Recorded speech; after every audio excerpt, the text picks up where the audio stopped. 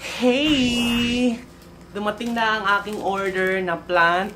This is Sansevieria snake plant. Dalawa yung in-order ko.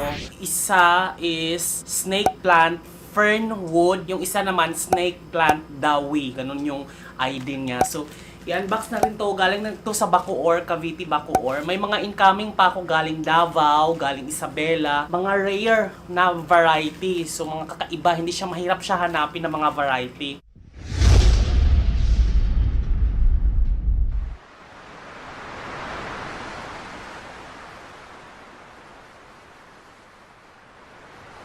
Yung hindi mga common na snake plant. So, yung dalawa, ito yung unang dumating. Sa Shopee ko siya in-order.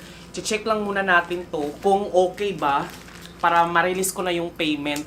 Parang 400 plus to dalawa. I-put ko na lang yung description, yung prices dyan sa video. Kasi nakalimutan ko dyan sa account. Cure na rin naman siguro nila to. Kasi nga alam mo naman pag plants, diba, dapat hindi mabugbog ang kanyang dahon kasi yung dahon yung pinakamahalaga sa kanya at yung ugat. Medyo yung packaging niya guys, medyo okay ha, in fairness. Akala ko okay naman pala bumili ng ng plants online. Kung okay to guys, i-recommend ko to sa inyo. Mga snake plant kasi yung mga collection ko talaga. Oh, di ba? Kitang-kita talagang secure na secure yung pagkakakarton. Good. Meron pa talaga sa ilalim. Ayan. Dinoble-doble talaga nila para hindi mabugbog ang plants, ang dahon. Sipag naman nila Thank you talaga sa seller nito. Excited na ako. Oh, tingnan mo, binalot pa talaga sa loob yung plant. Ito na siya. Ayan na. Ow! Nalaglag. Ang isa. Okay. Parang bacularis. Parang bacularis yung itsura. Pero ang ID nito guys ay fernwood. Or yung Sansevieria fernwood. Parang bacularis yung kanyang itsura. Pero titignan natin, i-keep muna natin to pag tumagal, pag bumuka talaga, fernwood to. Kasi ang bacularis kasi guys, patayo ang kanyang tubo. Para sa table, yan, mga nakapatid na yan. So, I am planning to repot my Sansevieria bacularis. Yung maliliit na pag ganun yung patulis para perfect siya sa ulo. So, tatry natin. So, these are my 2 bacularis na Sansevieria. So, medyo may mga tumutubo-tubo na siya sa may mga tumutubo-tubo na. Kukuhask ang kanyang lupa. Okay. Ito yung isa. O, diba? Perfect. Para siyang bacularis talaga. Pakita ko yung bacularis sa inyo guys ha. Parang ito yung bacularis ko. Pero ito, parang, hindi. Parang iba. Iba yung variegation niya. Iba. Iba yung pagkakaitsura niya. Yung bacularis patayo. Ito pabuka to eh. Yung pabuka yung, pabuka ito patayo. So ibang ID to. This is Sansevieria fernwood. So dalawa yung pinadala sa akin. Dalawa? Isa lang yung in-order ko Bakit dalawa yung pinadala? Oo, isa lang yung in-order ko. Bakit dalawa yung pinadala? Oo ba? Bakit dalawa yung pinadala sa akin? Oh my God! This is it! Oh, iba yung itsura niya, guys. Iba yung variegation niya. Oh, look at the roots. Tingnan niyo yung ugat. Ang healthy. Oh, thank you talaga, madam. Thank you for sending this healthy Sansevieria. Put ko po yung link ng Shopee store nila, guys. Healthy, hindi scam. This is fresh. Tingnan nyo, guys. Yan nyo, Diba? Isa lang yung in-order ko. Bakit dalawa yung pinadala? Baka nagkamali sila. Ewan ko ba, na-addict ako dito sa pagiging plant. collector ko ng snake plant. Oh my god, ito na. Ibang klase ba to? What's this? Oh my god, ang dami niyang pinadala. Totoo ba? Oh my god, ang dami nilang pinadala.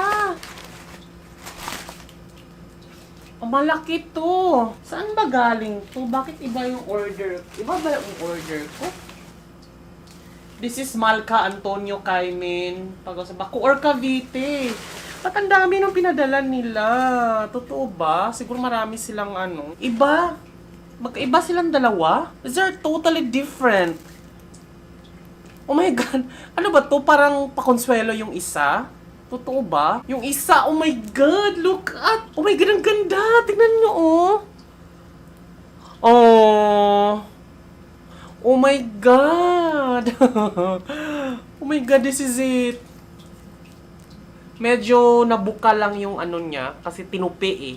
Tinupi yung dahon niya. Medyo nabiyak. Naawa naman ako sa plant.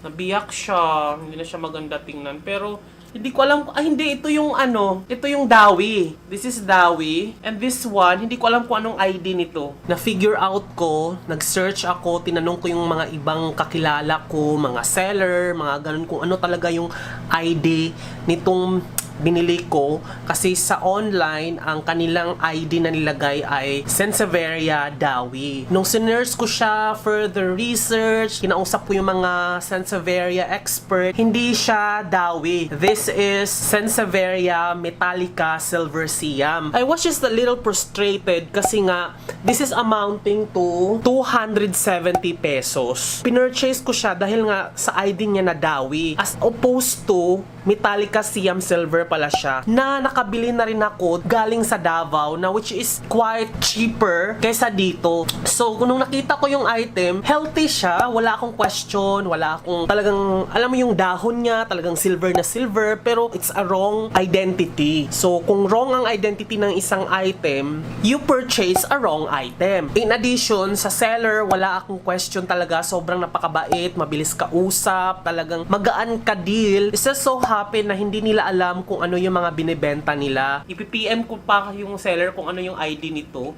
Piniem ko yung seller na sa Bacoor, Cavite. Okay naman sila. Wala akong question talaga. Sobra salute talaga ako sa inyo, sir, ma'am. And then I asked the seller kung bakit hindi naman mali naman yung ID nito. Bakit ganyan yung nilagay ninyo. Parang naghugas kamay. Parang sabi na yun daw yung pinangalan ng kanilang supplier. Kung ano yung label na nilagay nyo sa online shop nyo, yun kasi yung basis. Kasi lalo na pag-plant, sobrang hindi naman similar kung ano yung pinopost na picture dun. Ako, magpo-purchase ako online based doon sa description talaga. Then if you put the description as Dawi, bibilin ko siya kasi wala ako nun. Pero meron na pala ako niyan na naka-order na ako, paparating na. So medyo dun lang, downside, what needs to be corrected and what needs to be improved. You have to know what item you are selling. Paano kung pagkain yan or paano kung gamot, klaseng product yan. You really have to familiarize what items you are selling. Kung halimbawa sa pagkain, sa gamot, paano pag mali yung item na yun, tapos hindi mo alam, benta ka lang ng benta.